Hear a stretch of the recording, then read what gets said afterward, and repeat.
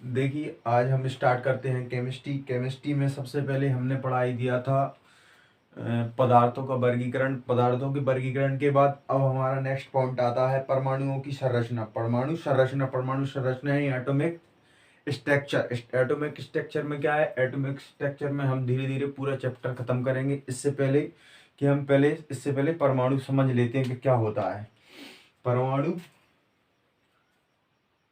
Chemistry में सबसे पहले हम समझ लेते हैं परमाणु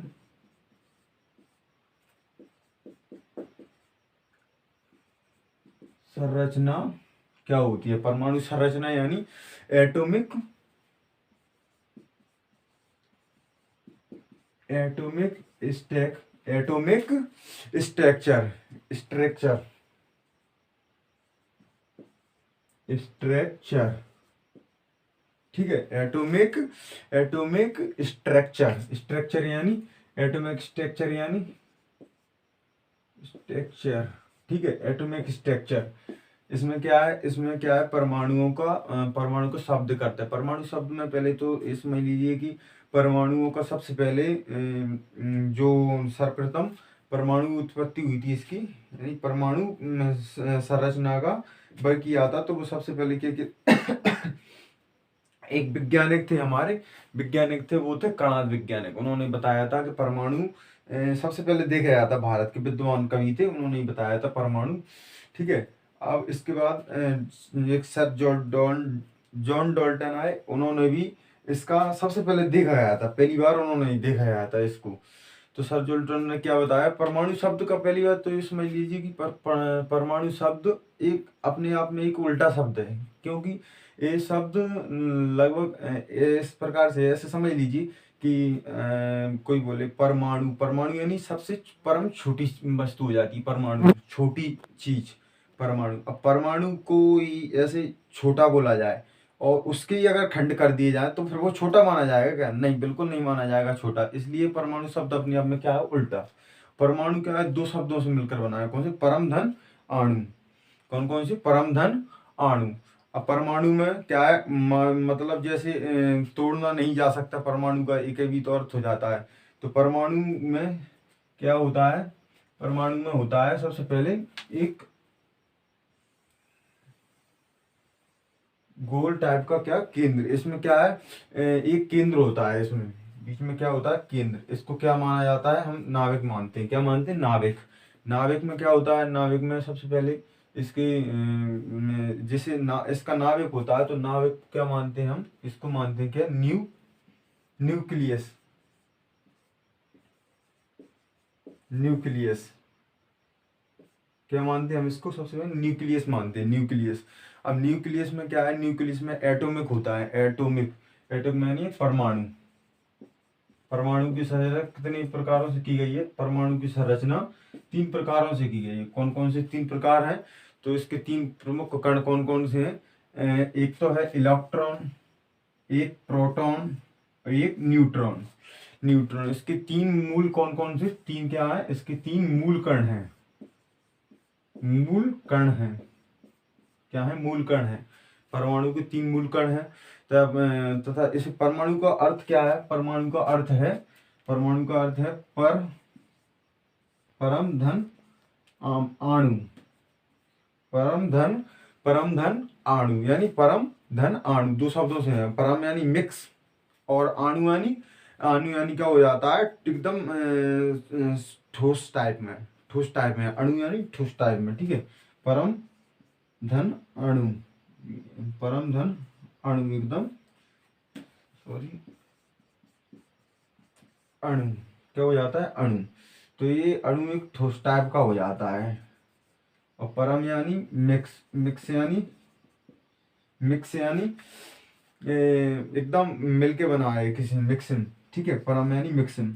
तो ये 2 शब्दों से मिलकर बना है, इसलिए इसे परमाणु कहते हैं। परमाणु में क्या होता है? परमाणु में इलेक्ट्रॉन भी पाए जाते हैं, न्यूट्रॉन भी पाए जाते, इलेक्ट्रॉन, प्रोटॉन तथा न्यूट्रॉन, ये तीनों प्रकार से पाए जाते हैं। तीनों प्रकार से इसकी गणना की जाती है परमाणु की। अब परमाणु में सबसे पहले क्या होता है? न्यूक्लियस होता है। न्यूक्लियस यानी जो हमारे बिंदु के मेन पॉइंट वाला क्या होता है? न्यूक्लियस। इसको क्या बोलते हैं हम?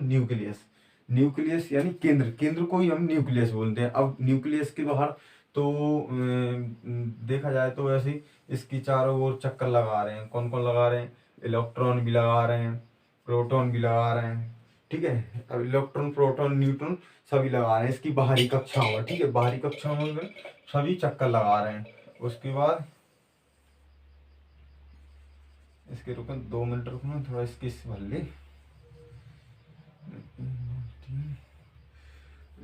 इलेक्ट्रॉन 4 5 6 इसके क्या है, इस चक्कर लगा रहे हैं। क्या आवाज? आवाज तो यार वो माइक थोड़ा मिस्टेक हो गया है, 2 मिनट अपना माइक करते हैं।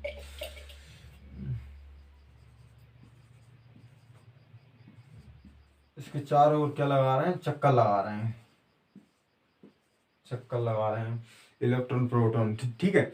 अब परमाणुओं की सबसे पहले हम देख लेते हैं। तो इसमें क्या है कि परमाणुओं में 2 चीजें हैं, ठीक है। कौन कौन सी बताते हैं हम आपको।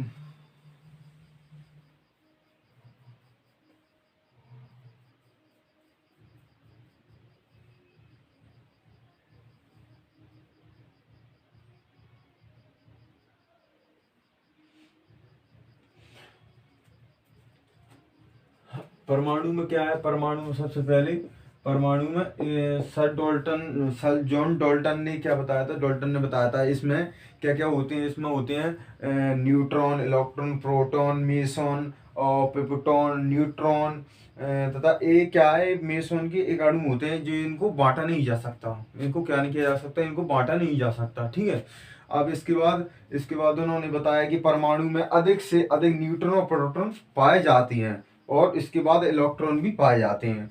अब इसके बाद हम क्या करते हैं, इसको तो समझ लिया थोड़ा, इसमें कोई दिक्कत है तो वो बाद में देख लेंगे, ठीक है।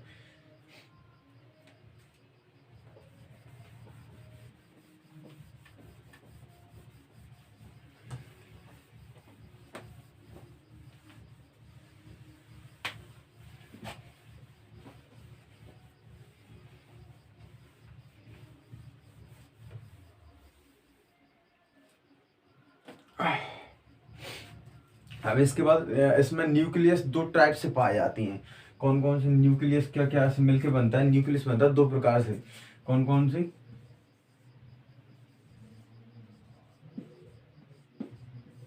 न्यूक्लियस 2 प्रकार से बनता है। कौन कौन से प्रकार से?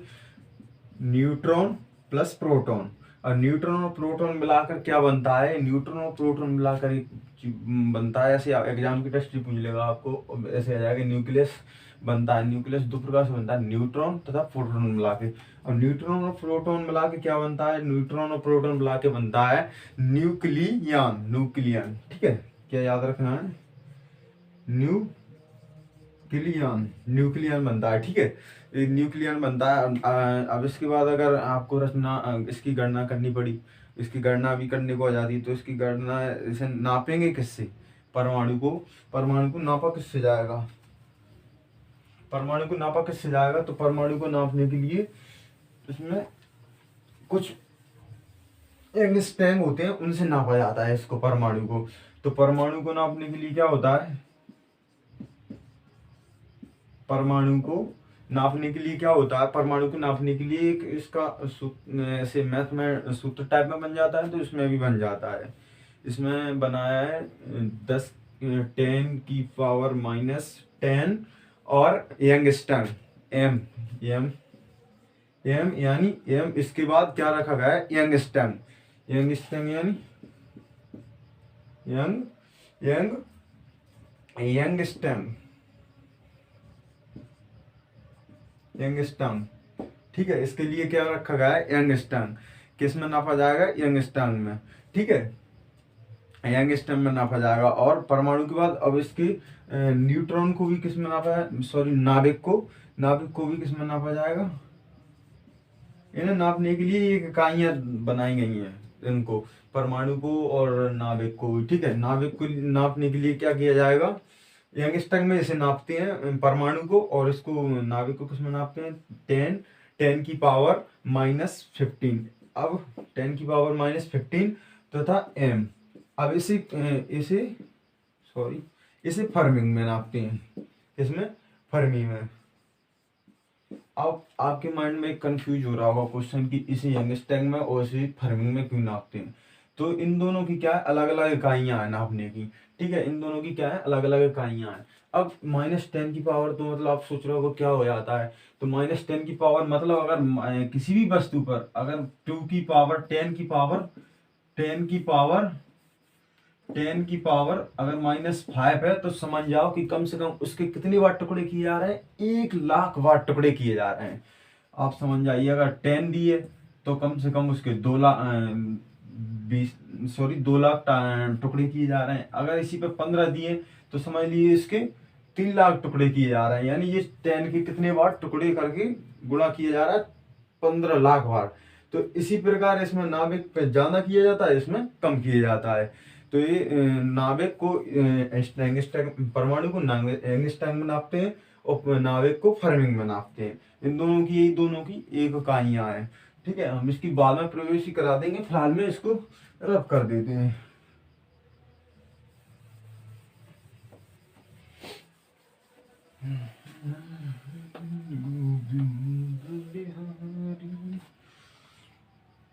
अब सबसे पहले इसका क्या हुआ था, रदरफोर्ड।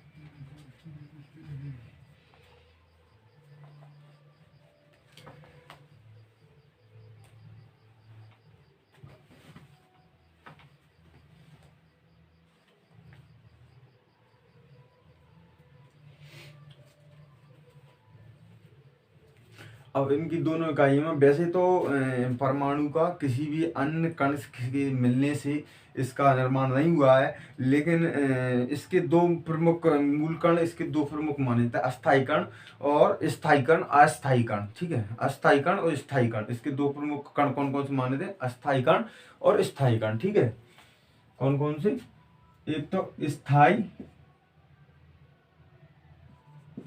कण, स्थायी कण तथा अस्थायी कण। अस्थायी कण, इसके दो मूल कण माने गए हैं, इसे स्थायी कण और अस्थायी कण। इसके लिए क्या है, मूल कण माने गए हैं। अब इसका क्या है, मेस और प्रोटॉन और न्यूट्रॉन और स्थायी मूल कण है। ये भी क्या है, प्रोटॉन इलेक्ट्रॉन क्या है, तीनों के तीनों प्रोटॉन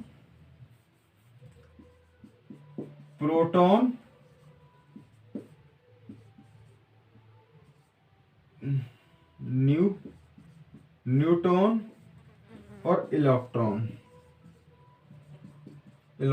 ये भी क्या है, इसके मूल कण माने गए हैं। क्या, मूल कण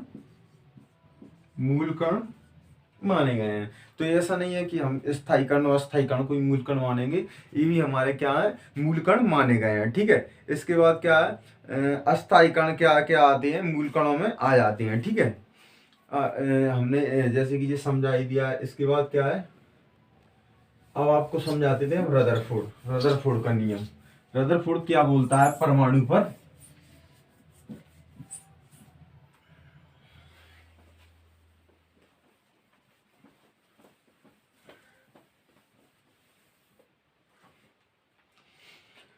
अब समझ लीजिए क्या है, एक रदरफोर्ड नाम का वैज्ञानिक था। इसको क्या है, रदरफोर्ड को इस प्रकार से समझना है, बिल्कुल भी ये याद नहीं रहेगा कि किसने किसकी रचना की है, किसने किसकी खोज की है। इसे खोज करने के लिए एक बेसिकली सबसे सरल और सादा एकदम बताएंगे, आराम से करना है, बिल्कुल नहीं घबराना है। ठीक है,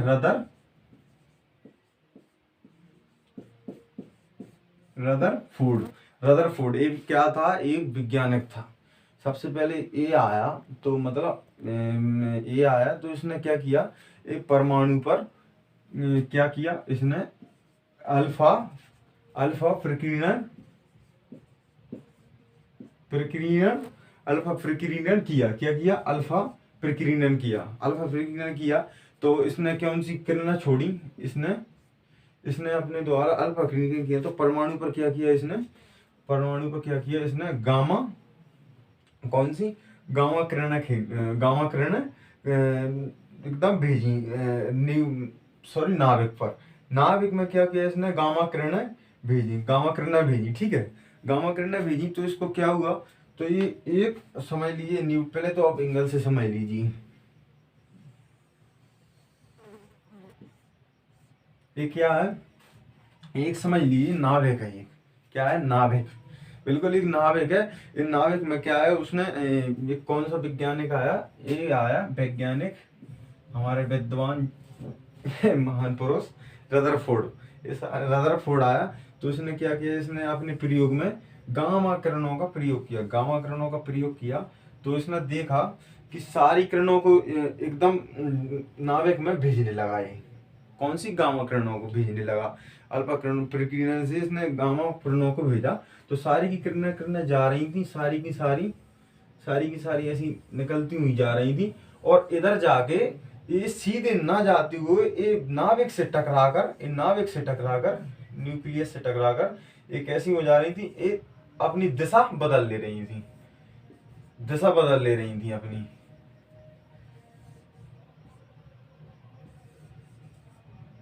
इस सारी की सारी अपनी क्या है, दिशा बदल ले रही थी एकदम। 99% किरणें तो इसकी क्या हो रही थी, बिल्कुल सीधा निकल जा रही थी, सीधा, कितना, 99%, सॉरी 99% किरणें तो इसकी क्या हुई, सीधा निकल गई। 90% किरणें, कितनी, 90% किरणें, सॉरी 90% किरणें सीधी निकल गई। किसने, रदरफोर्ड ने गामा किरणों को छोड़ा, किस पर, नाविक पर छोड़ा। तो इसने नाविक पर छोड़ा किरणों को, तो नाविक पर सारी की सारी किरणें तो एकदम 90% इससे गुजरती हुई निकल गई अंदर से। बाकी 9% किरणें इसकी क्या होती जा रही थी, अपने मार्ग से विचलित होकर कुछ ऊपर, कुछ उस साइड और कुछ इस साइड निकल जा रही थी एकदम, मतलब बीच से नहीं जा रही थी गुजरते हुए, नाविक से गुजर कर नहीं जा रही थी नाविक से। तो ये भी ससुरा सोचने लगा, ये सब क्या हो रहा है। ऐसे बेसिकली सोचिए, आप भी कुछ करोगे, आप भी अगर एग्जाम्पल आलू ले लीजिए, आलू में ऐसी अपनी किरणों को या कुछ भी निकालेंगे, और कहीं आलू में बीच में पत्थर लग जाए, बीच में या पत्थर हो और आपने दिया, तो वो लौट कर अपना मार्ग बदल ले, तो आपका भी दिमाग कंफ्यूज में रहेगा कि यार हो क्या रहा है ये असल में ऐसा। तो उसने भी सोचा कि यार ये हो क्या रहा है, मैं तो सारी की सारी किरणें बिल्कुल अपने मार्ग से दे रहा हूँ, वही अपने मार्ग से 90% किरणें तो सीधी जा रही थी, और 9% किरणें इधर उधर विचलित होकर निकल रही थी। तो इसका भी दिमाग खराब हुआ, आखिर इसमें है क्या, इसमें न्यूक्लियस में है क्या। तो इसने क्या है, सारी की सारी 90% किरणें पॉजिटिव किरणें छोड़। रदरफोर्ड ने क्या किया, रदरफोर्ड ने जब नाविक में सारी की सारी किरणें एकदम नहीं निकल रही थी, तो उसने एक ही काम किया, उसने गामा किरणों का प्रयोग क्यों किया, क्योंकि गामा किरणें एक ऐसी किरणें हैं जो कि मतलब अदर किरणों से, अल्फा किरणों से काफ़ी ज़्यादा ठीक है। तो उन किरणों को प्रयोग किया, तो वही किरणें वापस गई और फिर लौटे आई। तो उसने एक चीज़ का पता तो कर लिया कि इसमें क्या है, नाविक। रदरफोर्ड ने क्या कर लिया, इसमें इसका ठोस है, अंदर का भाग कैसा है, ठोस है, और इसमें नाविक है, और बी पॉजिटिव। जब ये समझिए कि सारी की सारी किरणें एकदम निकल रही थी, सारी की सारी किरणें निकल रही थी, तो उसने सोचा यार हो क्या रहा है। तो सारी की सारी किरणें नहीं निकल रही थी, तो उसमें अंदर कोई ना कोई तो होगा। अगर नेगेटिव होता, नेगेटिव क्यों नहीं है, बी पॉजिटिव क्यों है, नेगेटिव होता तो सारी की सारी किरणें निकल जाती केंद्र से, जबकि केंद्र से सारी की सारी किरणें निकली, लेकिन वो 9% किरणें अदर चली गई। तो क्या अंदर पॉजिटिव था, ठीक है, इससे ये पता तो चल गया। रदरफोर्ड के बाद फिर एक हमारे महान वैज्ञानिक आए, कौन, इसके बाद आए हमारे महान वैज्ञानिक गोल्ड स्टीनर। कौन, दूसरे नंबर के वैज्ञानिक आए हमारे कौन से वैज्ञानिक आए हमारे दूसरे नंबर के, गोल्ड स्टीन, ठीक है, गोल्ड स्टीन आए। गोल्डस्टीन ने क्या किया, गोल्डस्टीन भी वहां पहुंच गए, जबकि एक क्या था, तीनों को तीनों बहुत ही दुश्मन थे आपस में। ये समझ ली, ये आपस में क्या थे, अपने आप में इनसे एक दूसरे के दुश्मन बने हुए थे। अब जब समझ लिए, ये पहले एक बहुत अच्छे मित्र थे, ये अच्छे मित्र थे पहले, तीन के तीन कौन, गोल्डस्टीन, चैडविक, जीजे थॉमसन, रदरफोर्ड, इस चार के चार क्या थे, अच्छे मित्र थे। जब इसकी एक कामयाबी हुई कि इसने क्या किया, इसने नाविक का पता किया और इसने परमाणु पर की, तो इसने भी सोचा शायद मैं भी कुछ करूं तो मेरा भी कुछ हो जाएगा। आप भी अपने दोस्तों को देख कर देखिए, आज आपके दोस्त कहीं से कहीं पर पहुंच गए हैं, ठीक है, तो आप भी उन्हें देख कर काफी मोटिवेशन हुई है, क्योंकि अभी नहीं होंगे तो फिर कब होंगे। तो इसने भी देखो अपने दोस्त को देख कर मोटिवेशन लिया, और ये क्या, इसने भी क्या किया, ये चला वही रास्ते पर, ये चला, इसने भी इसी के साथ रिसर्च कर दी परमाणु पर, और ये भी इस रिसर्च करने पहुंच गया। तो ये गोल्डस्टीनर को भी क्या प्राप्त हुआ वहां जाके, प्रोटॉन, ठीक है, क्या हुआ, प्रोटॉन, इसको क्या प्राप्त हुआ, प्रोटॉन, प्रोटॉन प्राप्त हुआ। तो ये क्या हुआ, ये पहुंच गया किसके पास, रदरफोर्ड के पास। जब इसकी कामयाबी हुई, ये दोस्त थे अच्छे, लेकिन काफी इनमें विवाद चल रहा था, कुछ ऐसी सर्च के चक्कर में एक दूसरे की कामयाबी देखकर दोनों आगे बढ़े। तो इसे भी प्रोटॉन प्राप्त हुआ, ये गया दौड़ता दौड़ता, बोला रदरफोर्ड भाई यार चले, ऐसे टाइम में तो मेरी मदद कर दो, मुझको ये प्राप्त हुआ है प्रोटॉन, ये क्या है। तो इसलिए रदरफोर्ड ने भी क्या, रदरफोर्ड ने भी उसको क्या बोला कि ये तो सुन भाई, ये तो नाविक नहीं है, ये ठोस भी नहीं है, क्या हो सकता है। तो ये क्या किया, नाम इसका क्या रख दिया, रदरफोर्ड। अब इसको कभी भूलना मत, इसकी खोज किसने की थी, गोल्डस्टीनर ने, किसने की थी, गोल्डस्टीनर ने। नाम प्रोटॉन की खोज किसने की थी, गोल्डस्टीनर ने, और इसको नाम किसने दिया था, नाम दिया था हमारे रदरफोर्ड ने, ठीक है। अगर यही खोज लेता ससरा तो क्या है, गोल्डस्टीनर आता, कितने वैज्ञानिक आते साले, ठीक है। इसके बाद में फिर हमारे तीसरे कौन आए, तीसरे आए हमारे जेम्स चैडविक, जेम्स चैडविक, साले ये वैज्ञानिक ब्रिटिश वालों की क्या क्या लगा रहता है, जेम्स फोर्ड, लॉर्ड टीस फोर्ड, यानी क्या क्या लगा देते हैं साले अपने नाम के आगे। जेम्स, जेम्स कौन है, James Chadwick, Chadwick, James Chadwick आया। तो जेम्स चैडविक भी इनके तीसरे मित्र थे, इसके रदरफोर्ड के तीसरे मित्र थे। तो ये भी इनको देख कर बोले यार देखो देखो यार, रदरफोर्ड के साथ गोल्डस्टीनर भी आगे बढ़ते जा रहा है, बोले यार क्यों नहीं, हम क्यों नहीं बढ़ सकते। तो जेम्स चैडविक भी इनके साथ कामयाबी में चल दिए, इन्होंने भी क्या किया, इन्हें भी कूद पड़े साले रिसर्च में, कूद पड़े रिसर्च में। तो इन्हें भी क्या प्राप्त हुआ, इन्हें भी प्राप्त हुआ न्यूट्रॉन, क्या प्राप्त हुआ, न्यूटन, न्यूटन प्राप्त हुए ना, न्यूटन, न्यूटन प्राप्त हुआ। तो इन्होंने जाके इस गोल्डस्टीन से पूछा, ये भाई सुन यार मुझे भी कुछ प्राप्त हुआ है। बोले क्या प्राप्त हुआ है तुझे, तो बोले यार तुझे पता है ये क्या है, प्रोटॉन है। बोले नहीं यार, बोले नाभिक है रदरफोर्ड, बोले नहीं। बोले कोई दिक्कत नहीं है, तो चलो। जे जे थॉमसन, जे जे जेम्स चैडविक के बाद न्यूट्रॉन की खोज की इन्होंने, इनके बाद जे जे थॉमसन आए, इन्होंने भी क्या किया, इलेक्ट्रॉन की खोज कर ली। लो सारे तीन के तीनों वैज्ञानिक बन गए, वो भी किनकी, इन महाशय रदरफोर्ड की वजह से, ठीक है। इनका जो द्रव्यमान है जे जे थॉमसन का, इलेक्ट्रॉन पर जे जे थॉमसन का माइनस पॉजिटिव, ठीक है। इनका 9.1 मल्टीप्लाई 10⁻³ kg भार, हल्का भार, ठीक है। इसके बाद प्रोटॉन, प्रोटॉन की खोज किसने, गोल्डस्टीन, गोल्डस्टीन ने B positive, B negative, A B negative, A B negative 1.6725 multiply 10⁻27 -27 kg, ठीक है। अब इसके बाद न्यूट्रॉन, न्यूट्रॉन आए जेम्स चैडविक, इन पर क्या है, नो चार्ज, कोई चार्ज नहीं है इन पर, 1.6648 मल्टीप्लाई 10⁻27 kg भार। यानी ये क्या हुआ, ये देखो ससुरा, ये भार में सबसे अधिक और भार में कितना हल्का, क्यों, क्योंकि इलेक्ट्रॉन पर भार हल्का क्यों है, क्योंकि ये ससुरा लगातार चक्कर मारता ही रहता है। और इस पर न्यूट्रॉन पर भारी क्यों है, क्योंकि इसको न्यूट्रॉन को कम चक्कर लगाने पड़ते हैं, इसलिए ये भारी है। और न्यूट्रॉन जो आज भी देख लिया, आज की दुनिया में जो सबसे ज्यादा मेहनत कर रहा होगा वो वजन में कम एकदम हल्का होगा, और जो सबसे अधिक मेहनत कर रहा होगा वो वजन में बहुत भारी होगा। यही हाल है। जैसे कि लड़कियां देख लीजिए, कोई काम नहीं करती, बढ़िया आराम से पढ़ लिया, ब्यूटिशियन का कोर्स कर लिया, बस वजन में एकदम न्यूट्रॉन की तरह हो गई। और लड़का की जिंदगी देखिए, साला हल्के भारी बना, न्यूट्रॉन ही बना, फिर लगा चक्कर पागला आएगा।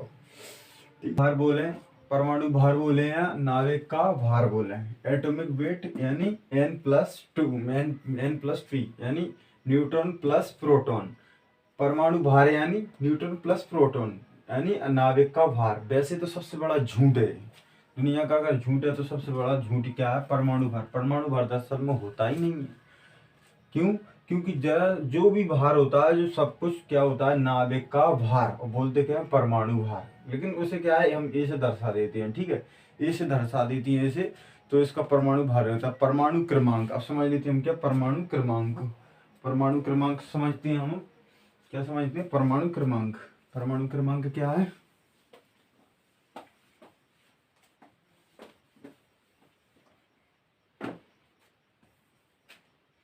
परमाणु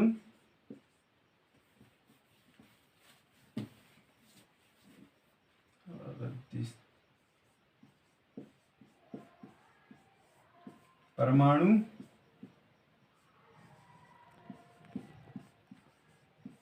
परमाणु क्रमांक। परमाणु क्रमांक यानी, हाय हाय इसको क्या हो गया रे बाबू, थोड़ा रोकना पड़ेगा।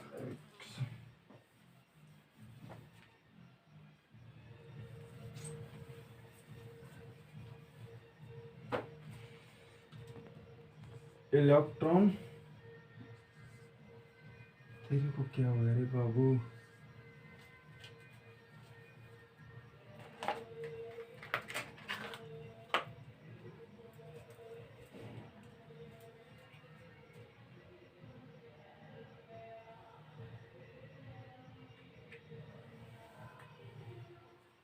परमाणु भार यानी ई बराबर भी, ई बराबर पी बैठे पी भी, ई पी भी सॉरी पी भी, क्या? पी भी, ई बराबर पी भी, ठीक है। पी भी यानी परमाणु क्रमांक, ई बराबर परमाणु क्रमांक यानी इलेक्ट्रॉन बराबर atomic atomic atomic number, atomic number, atomic number, atomic number यानी इसको क्या से दर्शाते? परमाणु क्रमांक को जेड से। जेड बराबर प्रोटॉन बराबर इलेक्ट्रॉन, यानी इसको इस प्रकार क्यों दर्शाया गया है? क्योंकि जेड को यानी परमाणु क्रमांक, परमाणु क्रमांक असल में होता क्या है? जो प्रोटॉन का भार, प्रोटॉन क्या होता है? इलेक्ट्रॉन, इलेक्ट्रॉन प्लस इलेक्ट्रॉन बराबर प्रोटॉन, या तो यूं कि ये प्रोटॉन बराबर पी जेड, या एक ही पी बराबर जेड ई, यानी इलेक्ट्रॉन बराबर होता है, ठीक है। अब 40 ए यानी क्या हो जाएगा? परमाणु परमाणु भार, भार क्या हो जाएगा? 40 भार बराबर, भार बराबर क्या हो जाएगा? Neutron plus proton, neutron plus proton.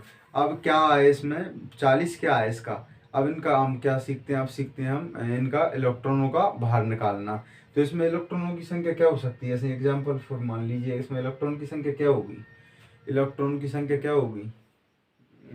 Sorry, neutron की संख्या क्या होगी इसमें? न्यूट्रॉन की संख्या क्या होगी? न्यूट्रॉन की संख्या ये होगी इलेक्ट्रॉन माइनस प्रोटॉन, 20 - 20।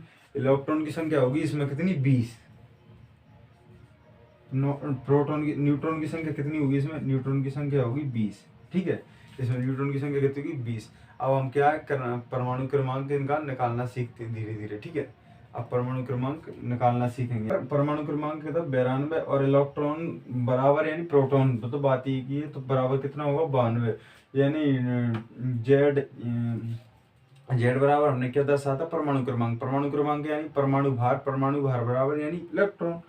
तो इसमें कितने? 92। और इसका वाह ये 92, ए बराबर यानी हमने क्या दर्शाया था? वेट, वेट बताया था।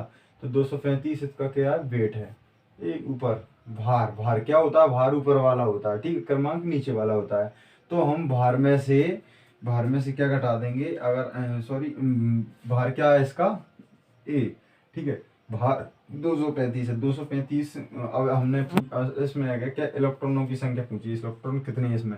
तो इलेक्ट्रॉन बराबर हम क्या करेंगे, इलेक्ट्रॉन बराबर भार माइनस जेड, यानी ए माइनस जेड यानी 235 माइनस 92 कर देंगे तो न्यूट्रॉनों की संख्या कितनी प्राप्त हो जाएगी, 143। हमें 143 न्यूट्रॉनों की संख्या प्राप्त हो जाएगी। इसी प्रकार हम दूसरा देखते हैं, क्या 17 कैलोरी 200 Cl 35, ठीक है, ये है। तो इसमें परमाणु भार क्या होगा, इसमें परमाणु भार होगा 35, ठीक है, क्या होगा परमाणु भार P बराबर 35 होगा इसमें, और E बराबर भी 35 होगा, और Z बराबर क्या होगा इसमें, Z बराबर भी इसमें क्या होगा 35।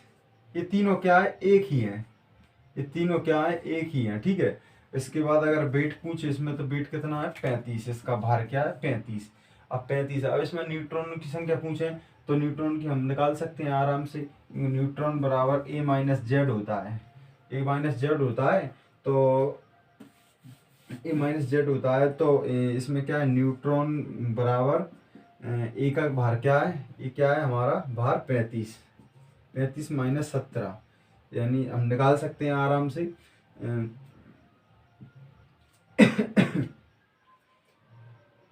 18, ठीक है, इस प्रकार निकल आएगा हमारा।